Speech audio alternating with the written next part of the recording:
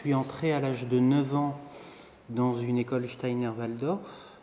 Ma famille m'y avait mis parce qu'elle cherchait une pédagogie alternative, différente de ce qui était proposé à l'éducation nationale.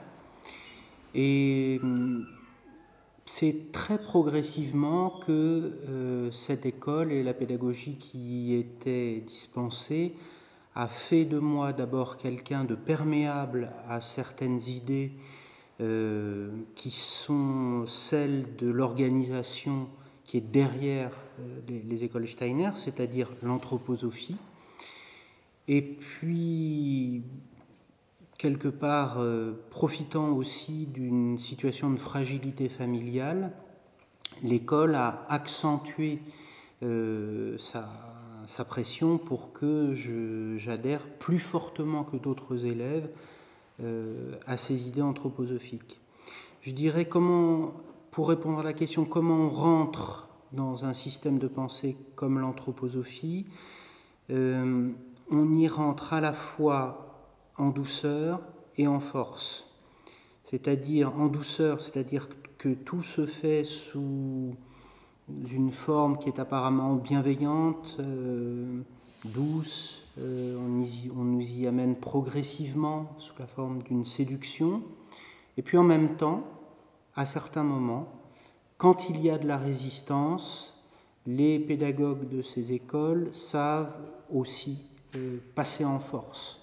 Je me souviens d'entretiens que j'avais eus avec mes professeurs où on m'avait dit très clairement « mais tu ne peux pas continuer, Grégoire, à avoir certaines idées.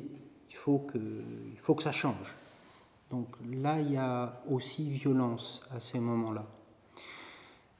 Comment j'en suis sorti? Parce que j'ai fait un long parcours dans le milieu de l'anthroposophie. Donc j'ai été élève Steiner-Waldorf, puis après anthroposophe, puis après professeur des écoles Steiner-Waldorf, puis dans les très hauts niveaux de l'anthroposophie. Et la question, donc, c'est comment j'en suis sorti.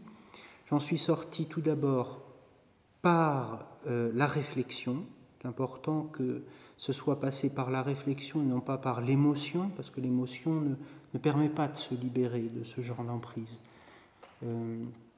Ça a été d'abord une réflexion sur la doctrine anthroposophique elle-même, et donc je publiais des articles dans les revues du milieu anthroposophique, mais de manière de plus en plus critique, en réfléchissant au fondement de la doctrine et en voyant que ce n'était pas si solide que ça en avait l'air. Mais c'est vraiment quelque chose qui se fait progressivement, ça ne peut pas se faire du jour au lendemain.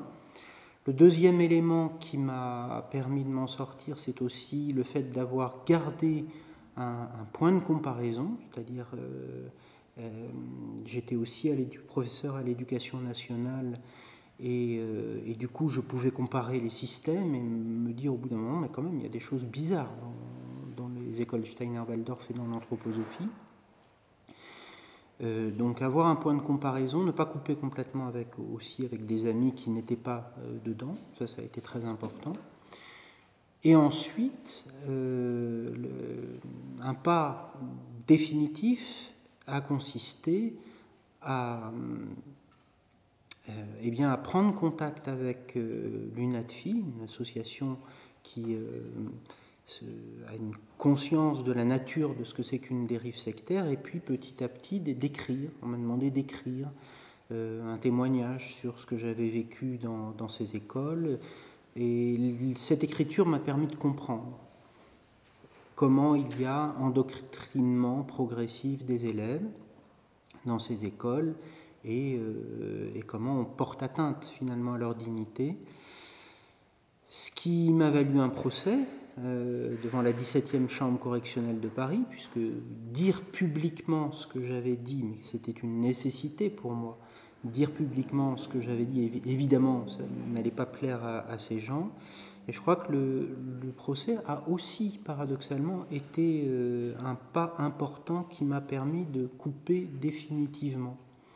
Parce que le fait de poser un acte qui devienne, mais pas parce que j'avais voulu, qui devienne un combat, eh bien, ça permet de dire et de se dire « je n'en fais plus partie ».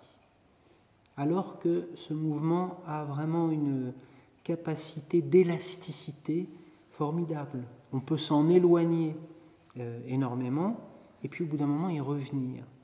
Mais grâce à ce que j'ai vécu, et notamment ce procès, l'élastique a rompu.